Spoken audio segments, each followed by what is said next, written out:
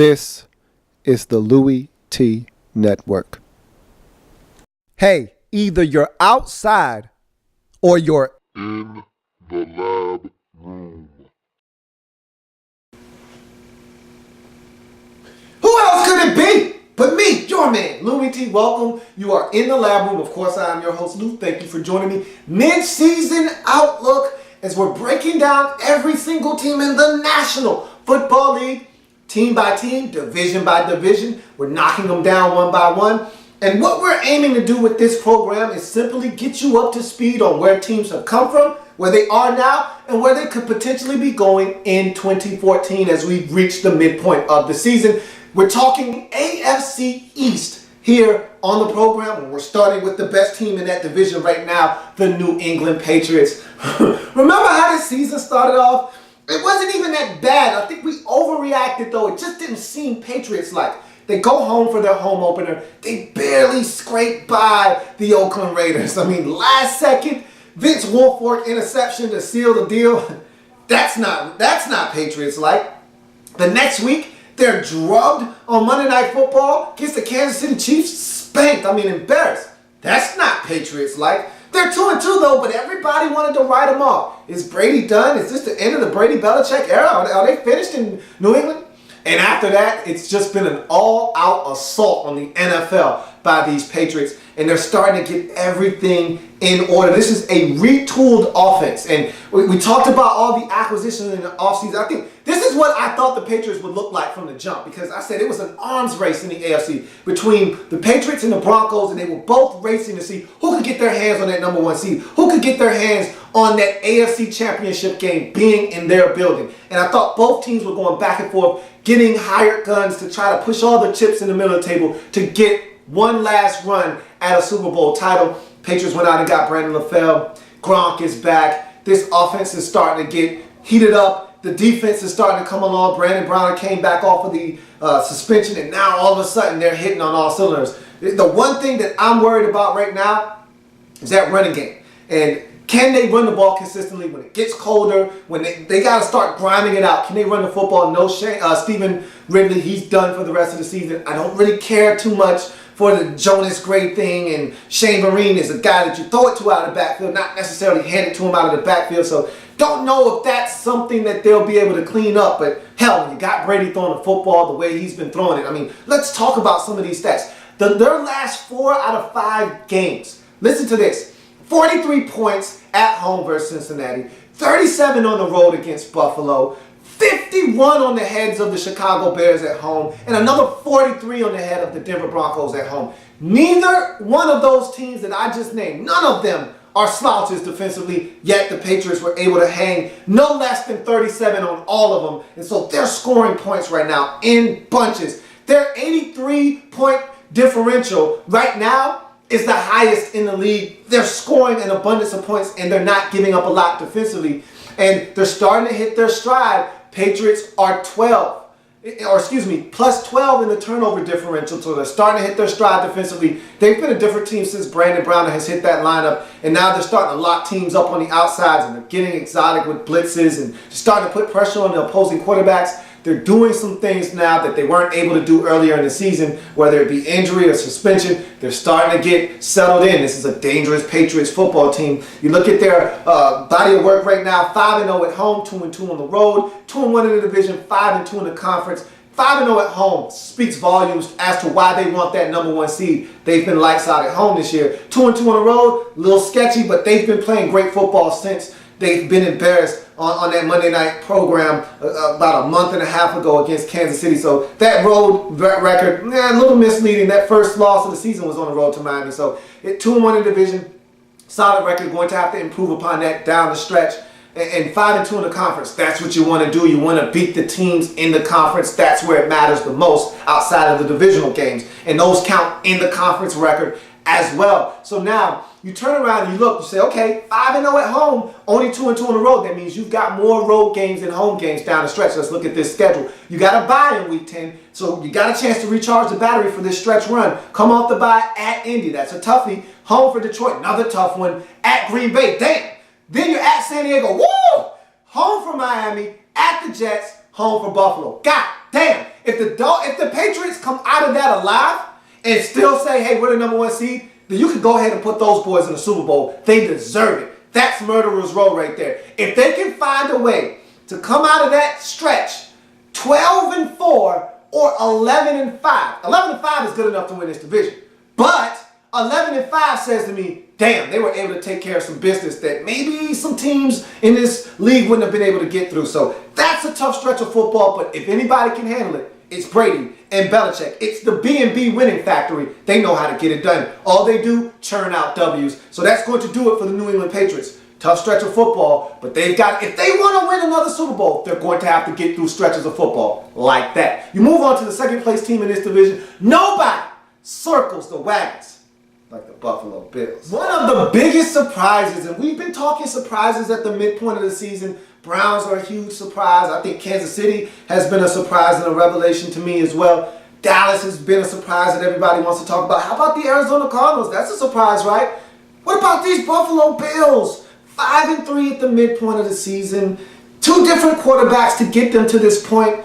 A lot of noise coming out of Buffalo when the season started. Is Doug Marrone going to be fired? Does the team like him? Are they going to rally around him? Are they going to pack it in on him? Who knows?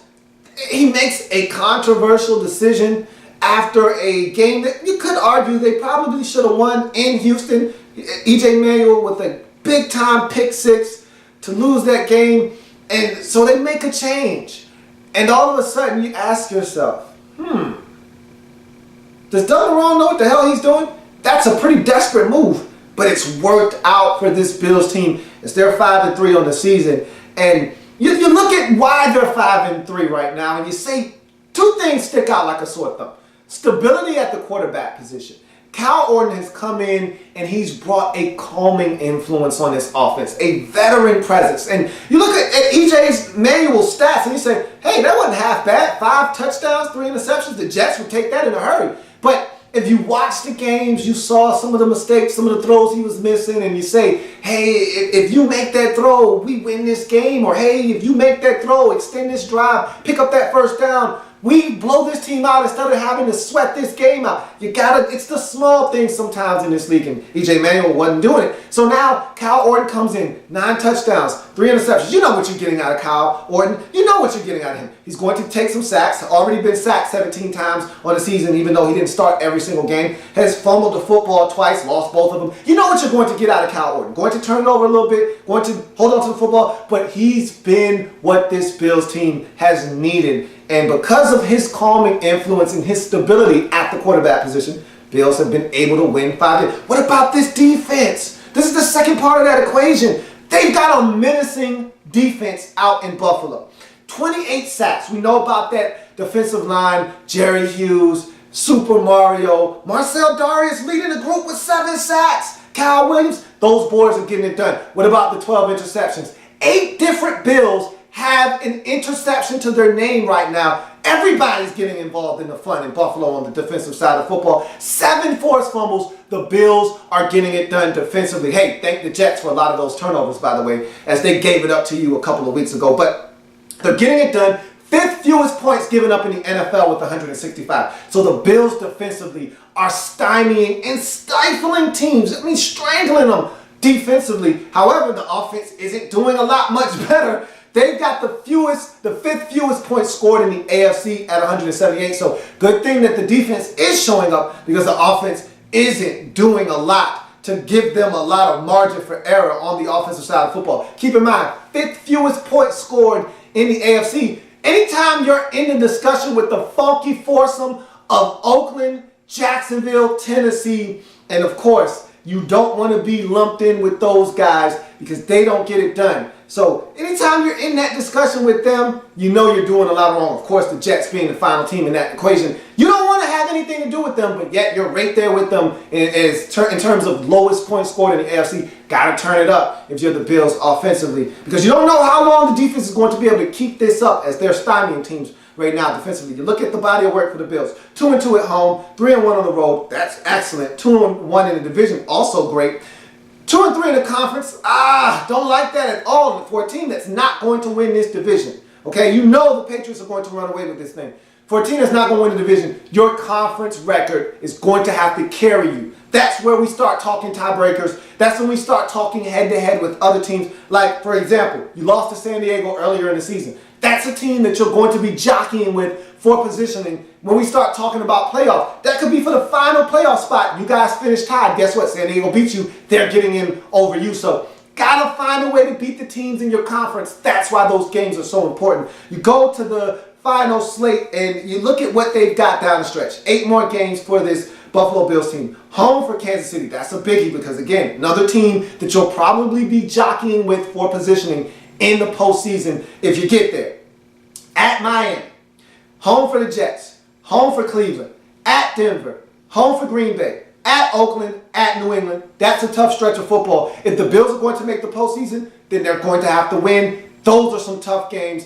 Those are some winnable games. But if you're going to end that drought, then you need to take care of business in those final 8 games. It's going to take 10 wins to get you into the show. And right now, you need to go 5-3 down the stretch. You need to match what you did in the first half. Can you do it? That slate says you can, but can you do it is the question. We shall see if the Buffalo Bills have enough in the tank to get them over the hump. You go to the third place team in this division, the Miami Dolphins. So we're taking our talents down to South Beach, where we find the Miami Dolphins. And here's a team currently third in the AFC East, but tied for second place, virtue of a loss to the Buffalo Bills. They find themselves in third. But at 5-3, quietly, the Miami Dolphins are one of the most balanced teams in the entire National Football League. Their plus 60 point differential right now is good for 5th best in the entire National Football League.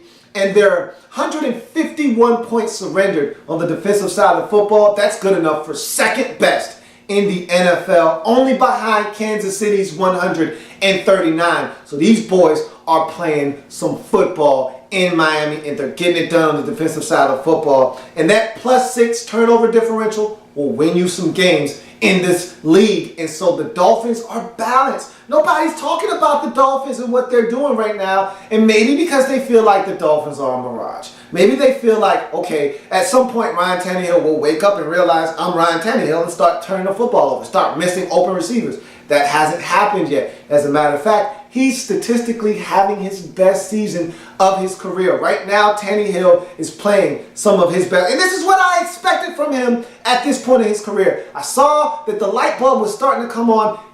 Just remember, early in the season, after that Week 3 blowout loss to Kansas City 34-15, people were calling for this man's head. Should we make a change at quarterback? For what? Where you going? Who you have on the bench that's going to come in and be the franchise guy? Let the young man play. And so that win in London over the Raiders and the subsequent bye week afterwards was what the doctor ordered for Ryan Tannehill. He's been getting it done ever since. And you look at his numbers, 14 touchdowns, only 6 interceptions, over 60% completion percentage right now at 63%.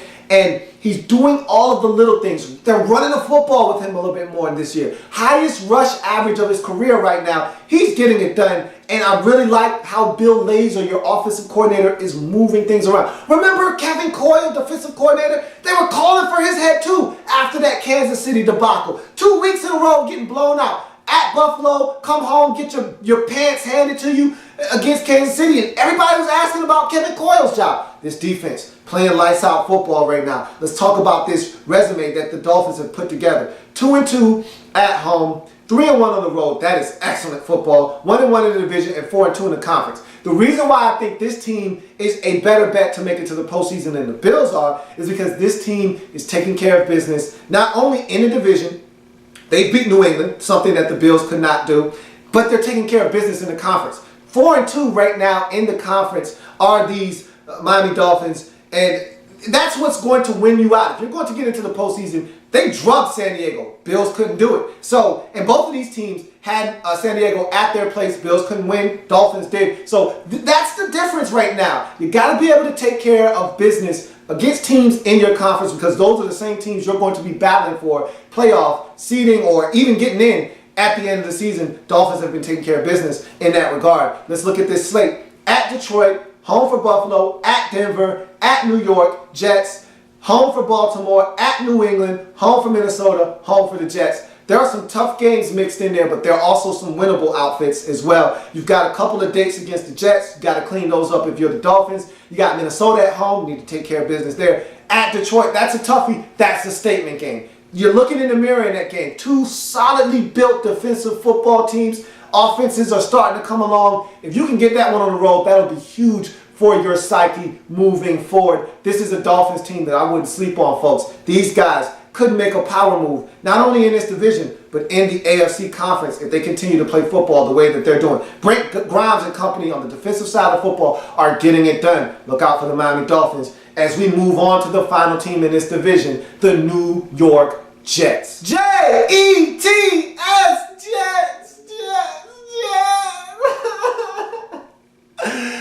What happened to the New York Jets this year? I tell you one thing. Somebody in the Jets organization had to have pissed somebody off in New York. That's where they make the schedule, and they got a raw deal. Now, again, there's no complaining. No, look, you played the hand that you're dealt, and this is the hand that they were dealt. After a Week 1 victory at home versus the Raiders, this is what the Jets had to contend with. At Green Bay, they were up 24-3 in that game. No excuses. However, that's Green Bay at home. Tough sled in there. Okay, Aaron Rodgers, okay, I get it. Jay Cutler at home on Monday Night Football. Weren't able to get that. That was a winnable game. They didn't get it done. Home for the Detroit Lions. Matthew Stafford, another pretty good quarterback in this league. Weren't able to get it done. Another winnable game that they didn't get it done against. At San Diego, at that time, Phillip Rivers was playing at an MVP level. Yikes, they get blanked in that game. Okay, home for Denver. Damn, Peyton Manning? You gonna give me him too? Yeah, you get Peyton Manning too. That was a pretty close game. They weren't able to get it done.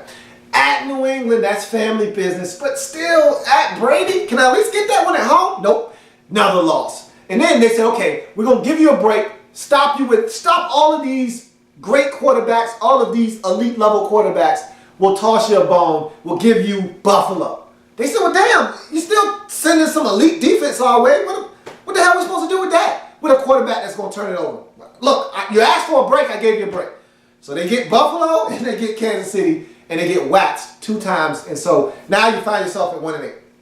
What can you do? So how did we get to 1-8? Okay, the 252 points that they've surrendered on the defensive side of football is very misleading, especially when you factor in how bad their offense is. They're a negative 15 in the turnover differential. Yikes! How do you do that? That's normally a total for an entire season. We're not even through half of the season yet. We're at the midpoint, and they're already negative 15 in the turnover differential. Ouch! How do you do that? You do that if you're the Jets and Gito. Oh, Gito. Oh, no, is your quarterback for the first 8 weeks of the season. They bench him against Buffalo way too late. Maybe if Michael Vick starts sooner, they could have won a couple of games in there, but it doesn't matter. At the end of the day, this is a team that turns the football over, and the secondary was a mess from the jump, start of the season. This isn't a good football team. They don't have enough weapons offensively. They don't get it done. And so now the question begs, is Rex Ryan going to be fired? You betcha. He's done in New York. The question now begs, who's going to be your next head coach, and are the Jets going to be smart enough to draft a quarterback in the first round of the NFL draft next year? I think these final 7 games of the season will go a long way in determining that for the Jets, but I think it's pretty safe to say the franchise quarterback is not on the roster right now, and neither is the head coach of the New York Jets moving forward. That's going to do it for the AFC East. As they've been broken down, we'll move on to the next division, and I'll see you in a bit as we continue to get through all the teams in the National Football League division by division here on the NFL Midseason Outlook. See you in a bit.